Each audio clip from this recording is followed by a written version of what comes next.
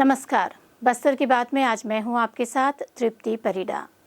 Covid से बचाव के सारे नियम अपनाएं और खुद को और दूसरों को कोरोना से बचाएं। इन्हीं बातों के साथ आइए नजर डालते हैं आज की हेडलाइंस पर। अनुसूचित जनजाति की महिला राष्ट्र के सर्वोच्च पद पर निर्वाचित होने से बस्तरवासियों में हर्ष का माहौल। द्रौपदी मुर्मू के चित्र के साथ भाजपाइयों ने निकाली रैली। ढोल नगाड़ों के बीच मिठाई बांटते मनाई खुशी। द्रौपदी मुर्मू के राष्ट्रपति चुने जाने पर गांव-गांव में हर्ष का माहौल। ढोल मांदर की थाप पर थिरकते हुए ग्रामीण मना रहे खुशी। कलेक्टर ने की स्वास्थ्य विभाग के कार्यों की समीक्षा। कहा, वेक्टर जनित रोगों पर नियंत्रण के लिए दवा छिड़काव का कार्य शीघ्र करें पूर्ण और जापानी इंसेफेलाइटिस के रोकथाम के लिए टीकाकरण पर दिया जोर। और अनुसूचित जनजाति के समाज प्रमुखों की बैठक में कमिश्नर ने कहा, शिविरों के माध्यम से सामाजिक परिस्थिति प्रमाण पत्र कार्य में लाएं प्रगति। अब खबरें विस्तार से। भारत के राष्ट्रपति पद पर अनुसूचित जनजाति की महिला द्रौपदी मुर्मू के निर्वाचित होने की खुशी पर भाजपाइयों ने ढोल नगाड़े के साथ निकाली रैली और चौक चौराहों पर जमकर थिरके। पूर्व सांसद दिनेश कश्यप, पूर्व विधायक बैदूराम कश्यप, संतोष बाफना, पूर्व महापौर किरण देव, युवा आयोग के पूर्व अध्यक्ष कमल चंद्र भंजदेव, भाजपा जिला अध्यक्ष रूप सिंह मंडावी, बस्तर जिला प्रभारी लोकेश कांवरिया के साथ अनेक पदाधिकारी और कार्यकर्ता झूमते नाचते खुशी मनाई और लोगों का मुंह मीठा किया। शहर के मुख्य मार्गों पर हर्षोल्लास का माहौल नजर आया। इस दौरान भाजपा के नेता अपनी खुशी जाहिर करते हुए कहा, भैया बताइए, देश में आज आदिवासी जनजाति समाज से राष्ट्रपति चुनी गई जो श्रीमती द्रौपदी मुर्मू जी आज महामहिम हो गई। एक प्रकार से ये भारत के सनातन संस्कृति का सम्मान है। माता सबरी को आज वास्तव में फिर से इस देश से गौरव और उत्साह का वातावरण सारे देश में है। और इस देश की मिट्टी से जो उपजी हुई द्रौपदी मुर्मू जी हैं, उनका सम्मान हुआ है आज। लेकिन सारा देश जब यश मना रहा है, जब उत्सव मना रहा है, एक उत्सव जैसा माहौल है, कुछ लोग दुखी भी हैं। वो लोग दुखी हैं जो चाइना और पाकिस्तान के हीरो हैं, आज वो लोग इस देश में दुखी हैं। और निश्चित रूप से कहूँगा, विपक्ष जिसको चाहिए था कि एक आदिवासी जो जनजातीय समाज से आती हैं उनको एक तरफा निर्विरोध रूप से जिताते, परंतु इन्होंने गंदी राजनीति की और इसका परिणाम को भुगतना पड़ रहा है। लेकिन भारत का पूरा सनातन संस्कृति, भारत का एक एक नागरिक जो देश के साथ है, जो राष्ट्र से प्रेम करता है, आज खुश है और भारतीय जनता पार्टी के इस जश्न में शामिल है। देश में बड़ा ही गौरव का क्षण है और हम सभी बड़ा हर्ष मना रहे हैं। ये पहली बार हुआ है कि कोई आदिवासी राष्ट्रपति के पद पर सुशोभित हो रहा है और वो भी महिला। ये हमारे जनजाति समाज के लिए बहुत बड़ी उपलब्धि है और भारतीय जनता पार्टी के हमारे राष्ट्रीय अध्यक्ष और हमारे प्रधानमंत्री जी ने उसको उम्मीदवार बनाया। हम उन सभी को धन्यवाद देते हैं। एक आदिवासी को प्रधानमंत्री राष्ट्रपति के पद पर सुशोभित करके आदिवासी का मान बढ़ाया है, सम्मान बढ़ाया है। ये भारतीय जनता पार्टी ही कर सकती है, क्योंकि सबके साथ और सबके विकास और सबके विश्वास की विचारधारा को लेकर चलने वाली भारतीय जनता पार्टी है। जबकि विपक्ष आदिवासी का विरोधी है, ये आज हमको देखने को मिला। उन्होंने आदिवासी के विरुद्ध में प्रत्याशी खड़ा करके अपने आप को साबित कर दिया कि वो आदिवासी का हितैषी हो नहीं सकता। इतने वर्षों तक आदिवासी का हितैषी होने का भोग चली थी, आज वो साबित हो गया और चरितार्थ हो गया कि विपक्ष की कथनी और करने में बहुत।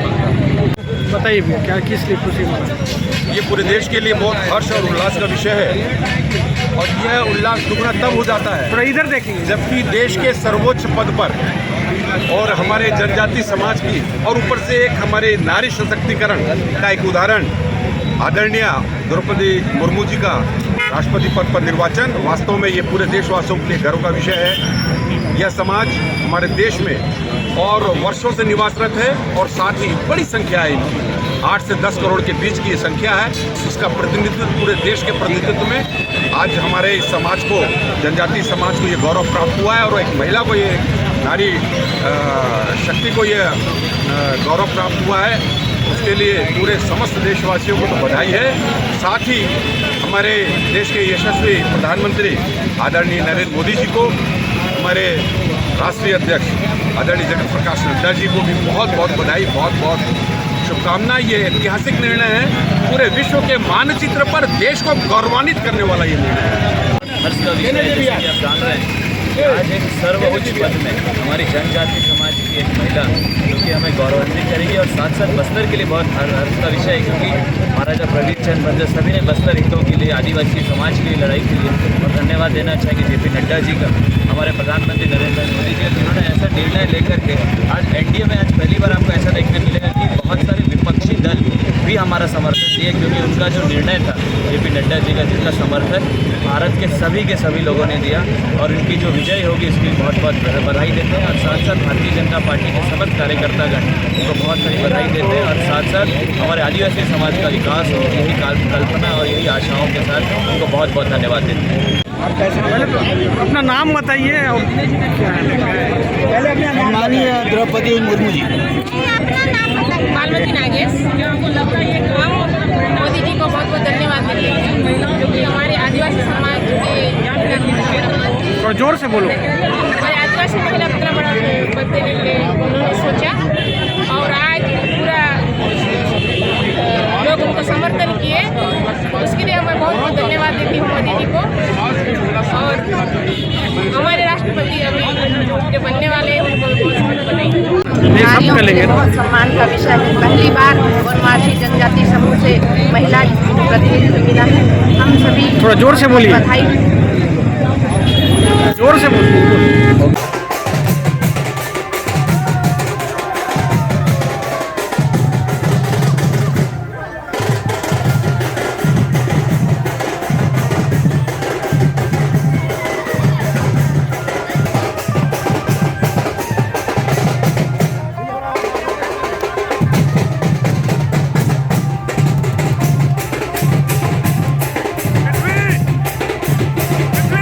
आदिवासी समाज ने प्रधानमंत्री, एनडीए के सभी दलों का आभार व्यक्त कर ढोल मांदर की थाप पर मुंडा गांव में झूमे आदिवासी। गांव-गांव में हर्ष का माहौल। केदार कश्यप ने कहा, द्रौपदी मुर्मू को राष्ट्रपति बनाना आदिवासी समाज के लिए गौरव। देश के इतिहास में पहली बार राष्ट्रपति पद को सुशोभित करेंगी आदिवासी समाज की बेटी। श्री कश्यप ने कहा कि देश में अनेकों बार राष्ट्रपति चुनाव हुए, परंतु आदिवासी समाज को स्थान नहीं मिला। यह पहला अवसर है कि आदिवासी समाज की बेटी राष्ट्रपति बनेंगी। आदिवासी समाज के लोगों ने विभिन्न दलों के विधायकों से ज्ञापन देकर आग्रह किया और भारी मतों से विजयी हुई हैं। श्री कश्यप ने कहा कि गांव-गांव में हम उत्सव के रूप में मनाएंगे और शपथ ग्रहण उपरांत शासकीय भवनों में अधिकारी फोटो लगाएंगे। कोंडागांव के जिला कार्यालय के सभा कक्ष में गुरुवार को अनुसूचित जनजाति के समाज प्रमुखों से परिचर्चा करने के दौरान कमिश्नर श्याम धावड़े ने कहा कि राजस्व अधिकारी बड़े बड़े गांवों में शिविर आयोजित कर बस्तर अधिसूचित क्षेत्र है, सामाजिक परिस्थिति प्रमाण पत्र के लिए कोई साक्ष्य दस्तावेज की आवश्यकता नहीं है। नगरीय क्षेत्र में निवास करने वाले के लिए सामान्य सभा से संकल्प पत्र जारी करवाकर और ग्रामीण क्षेत्र के लिए ग्राम सभा का प्रस्ताव पर कार्यवाही कर प्रमाण पत्र जारी किया जाए। कमिश्नर ने कहा कि राजस्व अधिकारी बड़े बड़े गांवों में शिविर आयोजित कर सामाजिक परिस्थिति प्रमाण पत्र जारी करने के कार्य को 15 सितंबर तक जिले में पूर्ण करें। उन्होंने कहा, स्कूली बच्चों का सामाजिक परिस्थिति प्रमाण पत्र निर्माण के लिए शिक्षा विभाग, आदिवासी विकास विभाग मिलकर पूरा करने के निर्देश दिए। कमिश्नर श्री धावड़े ने कहा कि पात्र हितग्राही को ग्राम सभा के माध्यम से समाज प्रमुख सहयोग करें। उन्होंने कहा कि अनुसूचित जनजाति के व्यक्तियों को उनके संवैधानिक अधिकार से वंचित नहीं किया जा सकता है। परिचर्चा में कोंडागांव जिले के सर्व आदिवासी समाज गोंड, मुरिया, भतरा, गोंड, हलबा, पारधी, कोया, राजगोड़ के प्रतिनिधि बैठक में उपस्थित थे। समाज प्रमुखों ने पूरे जिले में देवगुड़ी, मातागुड़ी का जीर्णोद्धार के विकास में एकरूपता होने की मांग की। कमिश्नर ने कहा कि देवगुड़ी के सेवक बैगा, सिरहा, गायता, आठ पहरिया, बाजा मोहरिया, मांझी चालकी को राजीव गांधी ग्रामीण भूमिहीन कृषक मजदूर न्याय योजना का लाभ देने के लिए पंजीयन कार्य को जल्द पूर्ण करें। देवगुड़ी, मातागुड़ी के जमीन को देवस्थल को कैफियत कॉलम में दर्ज कर राजस्व रिकॉर्ड में अद्यतन कर समाज प्रमुखों या बैगा पुजारी को कॉपी दिया जाए। साथ ही मृतक स्थलों या पुरातन स्थल को संरक्षित किया जाए। कलेक्टर चंदन कुमार ने डेंगू, मलेरिया जैसे वेक्टर जनित रोगों के रोकथाम के लिए दवा छिड़काव का कार्य शीघ्र पूर्ण करने के निर्देश दिए। गुरुवार को जिला कार्यालय के प्रेरणा कक्ष में आयोजित स्वास्थ्य विभाग के कार्यों की समीक्षा बैठक में उन्होंने दवा छिड़काव का कार्य शीघ्र पूर्ण करने के लिए जिला प्रशासन द्वारा मानव संसाधन उपलब्ध कराने की बात भी कही। कलेक्टर श्री कुमार ने जापानी इंसेफेलाइटिस के रोकथाम के लिए टीकाकरण बढ़ाने पर जोर दिया। उल्लेखनीय है कि बस्तर में जापानी इंसेफेलाइटिस के टीकाकरण का दूसरा चक्र चल रहा है। कलेक्टर ने कोविड टीकाकरण के लक्ष्य को शीघ्र पूर्ण करने के लिए घर घर जाकर टीकाकरण करने के साथ ही हाट बाजार आदि भीड़ वाले क्षेत्रों में भी टीकाकरण करने के निर्देश दिए। उन्होंने आयुष्मान कार्ड बनाने के कार्य में तेजी लाने के लिए प्रत्येक विकासखंड के 5-5 ग्राम पंचायतों में प्रतिदिन शिविर आयोजित करने के निर्देश भी दिए। उन्होंने जिले में बेहतर चिकित्सा सुविधा उपलब्ध कराने पर जोर देते हुए यहां अधोसंरचना निर्माण से संबंधित सभी स्वीकृत कार्यों को शीघ्र पूर्ण करने के निर्देश दिए। उन्होंने आपातकाल में मरीजों को अस्पताल पहुंचाने की सुविधा प्रदान करने वाली 108 वाहन के सभी कर्मचारियों के संवेदीकरण के निर्देश भी दिए, जिससे मरीजों एवं परिजनों को बेहतर सुविधा मिल सके। उन्होंने सभी गर्भवती महिलाओं के नियमित स्वास्थ्य जांच करने के साथ ही एनीमिया जांच करने तथा एनीमिक महिलाओं का उपचार सुनिश्चित करने के निर्देश दिए। इसके साथ ही सभी स्वास्थ्य केंद्रों में एंटी स्नेक वेनम की उपलब्धता सुनिश्चित करने के निर्देश भी दिए। कलेक्टर ने इस दौरान मुख्यमंत्री हाट बाजार क्लिनिक योजना, शिशु टीकाकरण सहित विभाग द्वारा संचालित अन्य योजनाओं की समीक्षा भी की। इस संबंध में अभी अंतर्विभागीय बैठक भी हुई है और आज स्वास्थ्य विभाग की भी इसमें विस्तृत रूप से चर्चा हुई है और उसमें हमारा ये प्रयास रहा है कि हम सभी को ये बता सके, एक तो आम लोगों में जन जागरण करें कि कहीं पे भी पानी खड़ा हो जहाँ पे मच्छर की उत्पत्ति हो सकती है वैसी जगह पे पानी को जमा होने नहीं देना है। साथ ही साथ में हमारे पास में जो टेस्टिंग की फैसिलिटी है वो होनी चाहिए। एक जो महत्वपूर्ण बातें निकल के आ रही है कि प्लेटलेट्स की व्यवस्था भी हमें करनी होगी ताकि किसी मरीज को अगर आवश्यकता पड़े तो हम लोग दे सके। तो इसके लिए भी बहुत शीघ्र अभी हमने एक ब्लड डोनेशन कैंप आयोजित करने वाले हैं। इसके साथ साथ में जब सभी जगह पे फॉगिंग हो, सभी जगह पे मच्छर को मारने की जो छिड़काव होते हैं घरों के अंदर, वो कार्य भी प्रगतिरत है।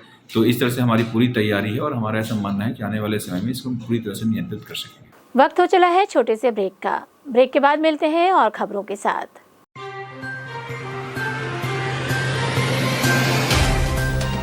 सफर जगतुगुड़ा से जगदलपुर का,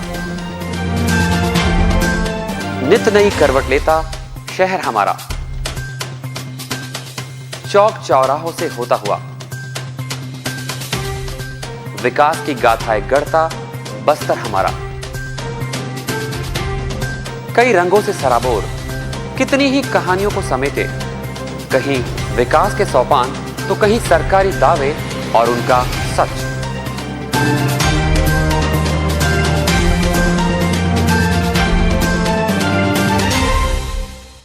आतंक से दहलते जंगल, जमीन और जीवन,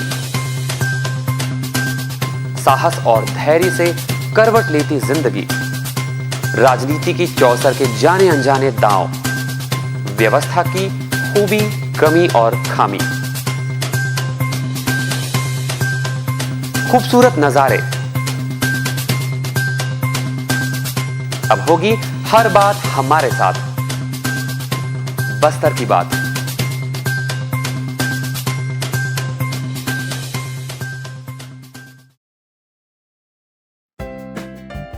देश की जानी मानी इंटरनेट प्रोवाइडर कंपनी रेलटेल अब अपने शहर जगदलपुर में उपलब्ध। केबल टीवी और ब्रॉडबैंड पाइए एक साथ, बेहतर सर्विस, शानदार गुणवत्ता, हमेशा एक जैसी स्पीड यानी 100 Mbps। लॉन्चिंग अवसर पर पाइए विशेष छूट, राज्य के शासकीय कर्मचारियों हेतु 10% की छूट, साथ ही रेलवे कर्मचारियों के लिए विशेष छूट का प्रावधान।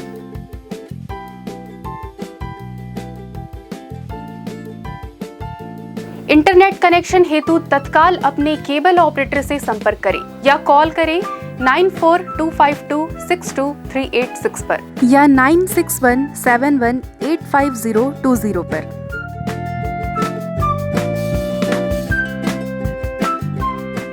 ब्रेक के बाद आपका स्वागत है। बस्तर की बात में आइए चलते हैं खबरों की ओर। बस्तर पुलिस को बीती शाम एक बार फिर से सफलता मिली है। पुलिस ने बुधवार की शाम लाखों रुपए का गांजा परिवहन करते 2 आरोपियों को रंगे हाथ गिरफ्तार किया है। मिली जानकारी के अनुसार पुलिस को मुखबिर से देर शाम करीब 7 बजे सूचना मिली कि 2 युवक आमागुड़ा चौक में अपने पास रखे 2 बैगों में संदिग्ध सामान लेकर यात्री बस का इंतजार कर रहे हैं। सूचना मिलते ही बस्तर पुलिस के वरिष्ठ अधिकारियों के दिशा निर्देश पर नगरनार टीआई बीआर नाग के नेतृत्व में पुलिस की एक टीम का गठन किया गया। इसके बाद उक्त टीम को तत्काल ही आमागुड़ा चौक के लिए रवाना किया गया। पुलिस की टीम ने मौके पर दबिश देते हुए वहां खड़े 2 युवकों को पकड़ लिया। पकड़ने के बाद पुलिस ने दोनों युवकों से पूछताछ करते हुए उनके पास रखे बैग की तलाशी ली। तलाशी में पुलिस ने दोनों युवकों के बैग से लगभग 16 किलो गांजा बरामद किया, जिसकी कीमत 2,40,000 रुपये आंकी गई है। कड़ी पूछताछ में पकड़े गए दोनों युवकों राहुल साहू निवासी विदिशा मध्य प्रदेश और कृष्णा सेन निवासी भोपाल मध्य प्रदेश ने अपना जुर्म कबूल किया। दोनों आरोपियों ने पुलिस को बताया कि वह यह गांजा ओडिशा से खरीदकर मध्य प्रदेश ले जाने के बाद वहां बेचने की फिराक में थे। इसके बाद पुलिस ने दोनों आरोपियों को गिरफ्तार कर लिया। पुलिस ने एनडीपीएस की धारा 20(ख) के तहत मामला दर्ज करते हुए दोनों आरोपियों को जेल भेज दिया है। चिकित्सा महाविद्यालय डिमरापाल में कार्य कर रहे सुरक्षा कर्मियों को ठेकेदार द्वारा अब तक वेतन का भुगतान नहीं किया गया है। कामगार मंच के संयोजक अरुण पांडे के नेतृत्व में आंदोलन कर रहे सुरक्षा कर्मियों ने गुरुवार को एसडीएम से मुलाकात की और उन्हें वस्तुस्थिति से अवगत कराया। इस दौरान अपनी मांगों के संबंध में सुरक्षा कर्मी ने हमें बताया। क्या नाम है आपका?